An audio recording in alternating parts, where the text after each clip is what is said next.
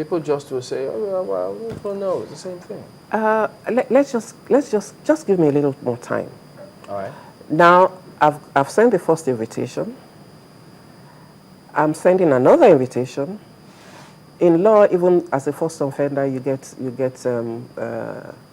that counts for sentence. So I want to put that aside and believe that they may not have understood the importance of the meeting I called, and to reiterate a second time that I do need to sit with them. So when that is done and we get the same reason, then we have the big stick that we can wield. But I want a solution to the problems of the telecom subscribers. I don't want to send someone to jail and the problem is still there. So I want to, as much as possible, ensure that I get a table discussion for all of us to look at it. Whether it sounds right that you keep taking consumers' money for services that has not been rendered in exchange for excuses for doing business or challenges of doing business in Nigeria, which all businesses also go through. So I just say, just let me pull this through to the end. We'll come back and continue this in a moment, but we'll have to go for the headline news where Melinda Kiname is standing by again with it. Thank you so much, Chamberlain. A quick look at the headlines. It was meant to be a brief crossover, but it went wrong as 13 people drowned after a boat capsized at the 4th Avenue in Festac Town, Lagos, southwest Nigeria. The deadly journey, which lasted just 10 minutes, cost them their lives. Eyewitnesses say it cost just 10 naira to make the trip, and this has been the case for so many years. The presidency has described as false online reports that the defense minister, retired Lieutenant General Aliyu Gusau, has resigned. Senior Special Advisor to the President on Media and Publicity, Dr. Ruben Apati, told State House correspondents that Lieutenant General Gusau remains in office as Minister of Defense. Dr. Apati also revealed that the federal government has authorized the engagement of reputable international firms for the recommended forensic audit of the NNPC accounts. The commemoration of Nigeria's centenary has moved beyond the shores of the nation as top government officials, private sector operators and their British counterparts gathered in London to mark the event. Our London correspondent Doris Okenwa reports that apart from a series of events organized by some UK officials and Nigerians in diaspora, a business roundtable was convened to tackle the economic development of both countries. And on the foreign scene, the Malaysian government cried out for help, and now help is on the way as China pledged to continue search efforts for the missing Malaysian Airlines flights. China's Premier Li Keqiang says as long as there's a glimmer of hope, his country will join in the search. His comments came as Vietnam and Malaysia investigated satellite images released by China that appeared to show possible debris in the South China Sea. However, previous sightings of possible debris have proved fruitless. And those are the headlines. It's back to you, Chamberlain.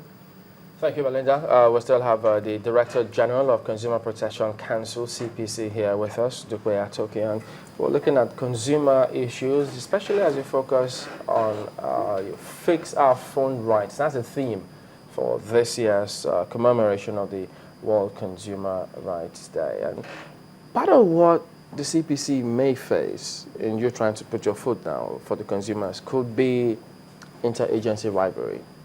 It's possible that you may get one agency saying, whoa, just back off a little bit because, I mean, you may be encroaching in our territory. Has any such thing happened? And if it happens, how do you plan to handle it? Yeah, it has. And I'll tell you, I'll tell you from an incredible angle. I've just told you that I took over office barely 9 months ago, and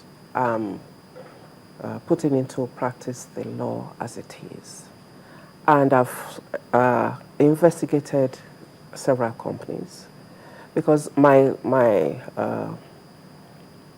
forward with regards to the abuses that I've found is to do a sector intervention as against attending to individual complaints. Because when you do a sector intervention, it has a way of filtering to all the organizations within that sector, and fasting system cleaning up. And so I've had an intervention into the food and beverage sector, and I've investigated one of the biggest companies, food and beverage company in the world, and I've found grave breach of safety and quality standards. I've gone into the aviation sector, and I'm investigating one of the airlines that abandoned 50 passengers overnight at the tarmac in Abuja. And going to your question, that's when I got a letter from NCAA to say, get out of our space. You have no business protecting passengers. And that is strictly their theft. That's amazing. That's why I said you will be surprised at what's happening. And I'm wondering, if the consumer protection can't protect passengers, what is NCAA doing? NCAA has come up with a passenger's bill of rights. Yeah. There are two components to that. There are the portion of it that allows the NCAA to fine airlines for every delay, and so forth and so forth. There's a second component that is meant to protect consumers, which nobody has activated. On coming to office, I found that out and I said, bring that out. Because the law allows the CPC to ensure the compliance to every consumer protection legislation, howsoever. We're allowed to implement it. So your duties cut across every facet of society? Product and services. If you are not consuming a product of some kind, you are using services. So our mandate is to provide redress for complaints of product and services. So that means everything and everything, which means all Nigerians are constituency. And so with that, I asked that the passenger's bill of rights be brought up. And I looked at it, and it provides ample protection for passengers, air passengers. For every hour that a flight is delayed, you're entitled to a refreshment of some sort. For 2 hours, you're entitled to a meal. If your flight is cancelled within the period of 4 p.m. and 2 a.m., you should be put in a hotel and ferried there to and fro at their expense. If your flight is cancelled without notification, you're entitled to a refund of that and 25% more. There's so more to come in that Bill of Rights, which nobody brought out. And I did call a press conference when I got that, and I said, tell this to the public. This is what they are entitled to. And based on that, I started an investigation into the airline that abandoned 50 passengers on the tarmac overnight. So they had to sleep in the plane. And at some point in time, they were asked to, some SS, I'm told, came and took them out of the plane. So they slept at the arrival lounge of Abuja Airport. And NCA tells me that I have no business in the airport. So whether it's rivalry or whether it's lack of understanding of the law, I don't think it's rivalry. I just think that some organizations have not taken their time to read the CPC legislation and to read their own law and to know where they stop. Is it possible that the same way the average consumers in Nigeria didn't understand the responsibilities of the CPC to them, is it possible that other agencies do not understand your role as well? I can pardon the consumers if they don't, but the agencies, they have no excuse. They should be able to understand their roles.